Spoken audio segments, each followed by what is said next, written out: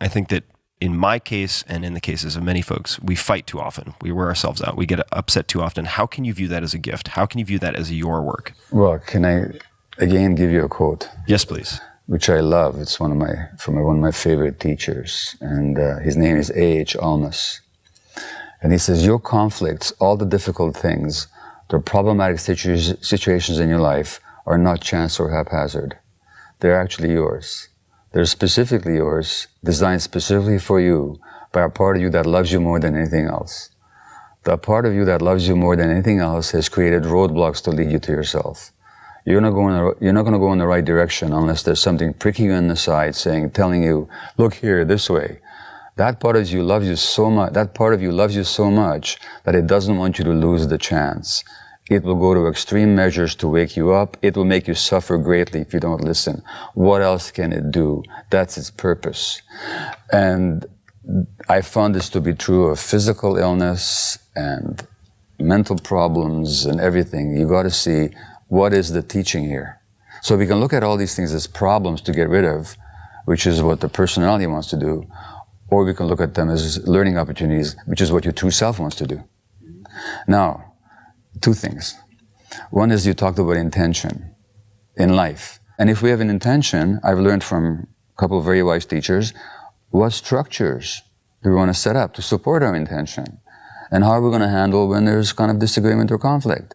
So that intention in life in general is absolutely essential. Like every morning, what is my actual intention?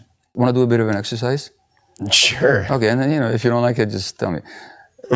When was the last, this is something I do in my groups or when I speak or so on, when I teach. So I ask people to tell me some recent episode when they're upset with somebody with their lives. And something that they're open to sharing. So it doesn't have to be anything sordid or thing, but just something, whether it's your spouse, partner, the bus driver, I don't care who. Sure. A friend. Okay. So are you willing to go there? Anything. Okay. I can share anything? Just where you were upset with somebody.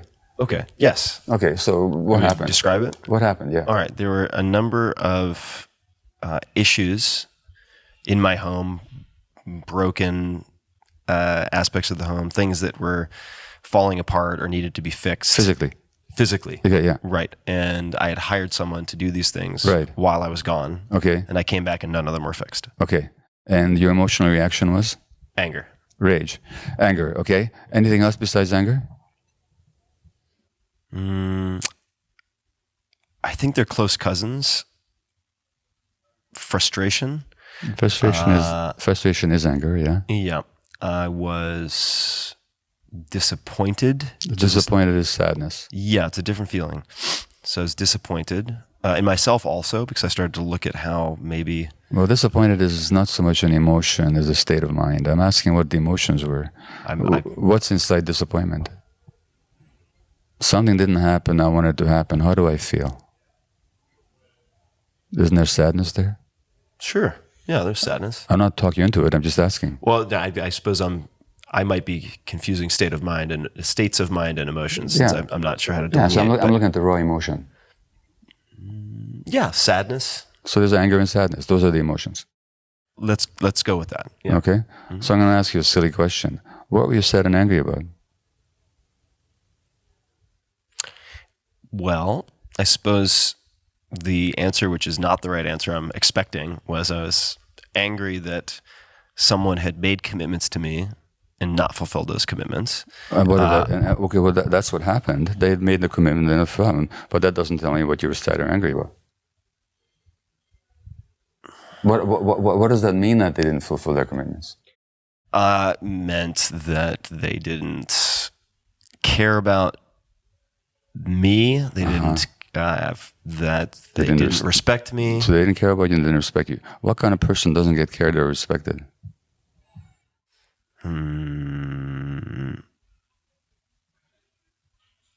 I might need a lifeline here. I don't know. Someone who doesn't deserve to be cared for or respected. Exactly. Somebody unworthy, right? Sure. Of respect and care. Mm-hmm. Okay? Now, if there are other people here, which there usually are when I do this exercise, I would ask them, okay, we just listened to Tim tell us about this experience. Are there other reasons why this other person might not have done the work that has nothing to do with him or her not caring about him or not respecting him? So what other reasons might there be? A million and one. Name one. Yeah, he could be in the hospital. He could be in the hospital. His What else? partner carried one. Could have been in a car accident. Exactly. He had a flight delay and got caught on Puerto Rico during a hurricane. He's got ADHD. Yeah. He can't follow through. He's under stress and he couldn't. Right. Now the email that I was supposed to send is sitting in drafts, and I thought I had sent it, but in fact, he never received it. I mean. Okay, and any number of possibilities. Yeah. Now, of all the possibilities that you've just outlined, including that they don't care about you or respect you, which is the worst one? The one I immediately defaulted to. Right. So the worst. If the guy's dead, then it's bad. But but internally. Yeah, internally, the worst assumption is the one that I immediately made. Exactly. So let's notice something. I should say we, because we're all like this, we don't respond to what happens. We respond to our perception of what happens. Right. Okay? That's what the Buddha said. It's with our minds we create the world. So that if you'd found out he had ADHD or he was stressed, or you might have been sad for him, but you would not have been angry and you would not have been sad. Okay?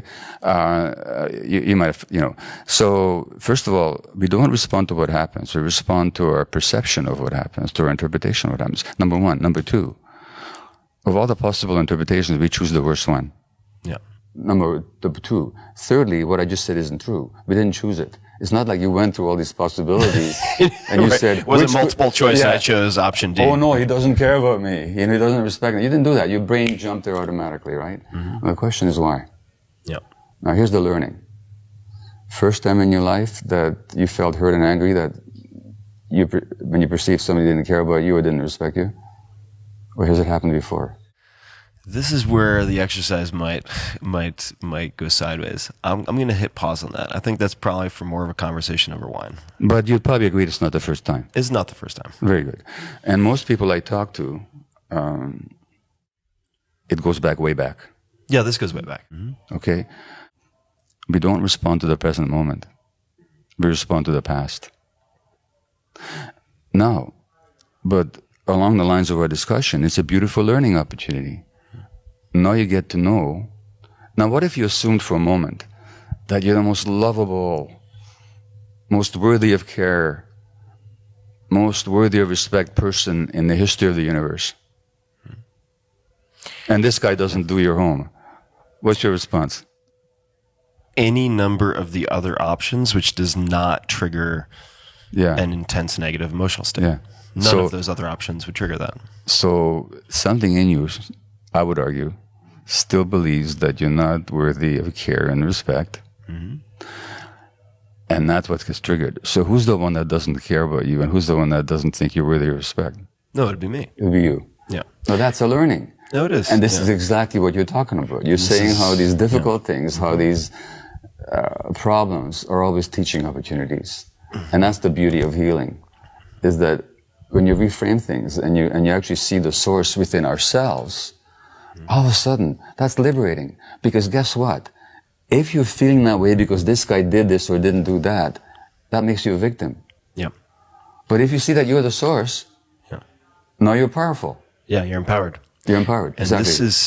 This is something that a friend of mine here in Austin, Robert Rodriguez, recently said to me in a very similar way. I mean, it was a completely different context. He was actually telling a story about someone else who was constantly blaming people for everything in the film world. And he said, if you are the victim and it's everyone else's fault, you're powerless. And he said, but keep in mind, every time you're pointing a finger at someone, and I'd never heard this, I know it now after the fact that there are other people who have said this, but he said, every time you're pointing a finger at someone, keep in mind that there are three fingers pointing back at you. Exactly. And I thought about that. I was like, wow. Yeah, that's great. That's just a good great sentence to keep in mind. No, this is a recording studio sometime? Was it? They do recordings. They do music. Did they record in the past or just... Did Johnny Cash ever record here by any chance? I don't know if Johnny Cash is ever here. I would say it's possible because this place has been around for a long time. The reason I ask is because he's got a song that I play at all my events. In your mind, it's called. He says, it all goes down in your mind. It's from the soundtrack of Dead Man Walking. And I think he wrote it himself. It all goes down in your mind. And it goes one foot in the fire, one foot on Jacob's ladder, another in the fire. It all goes down in your mind. So whether you're going to hell or you're on the way to heaven, it all happens up here, which is such a powerful teaching, because this is what we can work on. Yeah. You know, if we're victims of the world, Ramana Maharshi, who's a great Indian guru, he said something like, if your foot hurts when you walk outside, you can do two things. One is to wrap the whole world in burlap, or you can get a pair of shoes. So in other words, you can see yourself as the victim of the world and trying to change the world so that they won't hurt you anymore, or you can actually empower yourself. Yeah. And that's what the healing is all about. That healing is just available. It's just possible. Yeah. And to me, just in your example, and my example, and the example of so many people I know, it's not like I'm a baked piece of cake, you know. It's going to continue as long as I live.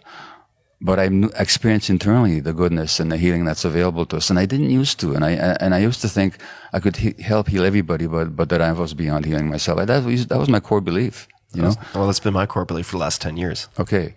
It just ain't true. And anybody listening, I just want to know, it doesn't matter what state of mind you're in, it doesn't matter what you're experiencing. It's human. It is transmutable. It is transformable, because that true self that you got disconnected from is still available to you. So it's not a question of just talking about what happened in the past. It's a question of how do we reconnect to ourselves. And what you're describing about your own state, if I can put it in one sentence, you'd probably agree with me that you're probably much more connected to yourself than you used to be. 100%. I feel the way I described. Exactly. Gabor, I really want to encourage people to learn more about you and your work. And there's certainly a number of places they could start. Where would you suggest people dig more deeply? Well, thanks for asking. The simplest thing is my website, www.drgabormaté.com, drgabormat.com.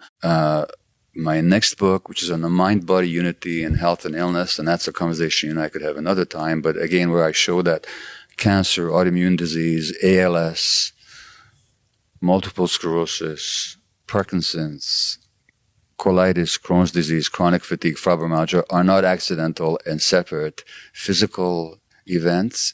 They have to do with the scientifically proven fact that mind and body can't be separated. And when things happen emotionally, they will also happen physiologically. In fact, it can't be any other way. And that the emotional system in our brains, in our bodies, and part and parcel of the same system that also governs immunity, neurological response, and hormonal response. And that book is called When the Body Says No, Exploring the Stress Disease Connection. And that's been published in over 20 countries internationally as well, including in the US. Do you have any final closing words or a request or suggestion to the audience? Anything for people listening that you would like them to consider after they finish this interview? Yeah. Well, okay. I hope people will listen to this interview in a very personal sense, not just as an interesting experience, but as possibly pertaining to themselves. And that the discussion with you will help people look at themselves in maybe a new way, with what I call compassionate inquiry. So rather than self-judgment about stuff that went wrong or they did to themselves or others, they get curious. What made me do that? They get curious compassionately, because we are all born innocent, and we're all born just wanting to be loving and loved. And then something happens. And then it's a hard road back. But I hope that this conversation helps people reconnect with that path, or encourage them to continue on it. And then secondly, not to see it as an individual issue. It's a social issue. We live in a society that really does disconnect people. And so it's not just an individual problem or an individual family problem. It's multi-generational, We never even talked about the multi-generational nature of trauma, but it is. We pass this on from one generation to the next, not because we intend to, but because we can't help it. So it needs to be looked at in deep over the generations and broadly as the function of a whole society. So that the Buddha said that without the many, there cannot be the one, without the one, there cannot be the many. And he talked about the interconnected core rising of phenomena. So we are social creatures, our brains are wired together. Dr. Dan Siegel talks about interpersonal neurobiology. We're not isolated creatures. So whatever you're dealing with, you have to look at not just the individual internal environment, but also the broader social and cultural environment of which you're one particular manifestation. And as our mutual friend Joe Polish so fervently wants, we need to change the conversation around these issues, particularly, for example, around addiction, from a blaming and shaming and ostracizing and just medical model perspective, and which brings compassion into it. And that must be the same for all mental health issues as well. And whatever we look at, we have to look at both the individual and the broader context. Thank you for that. And you mentioned how we all begin loving and wanting to be loved, or needing love, and then something happens and it's a hard road back.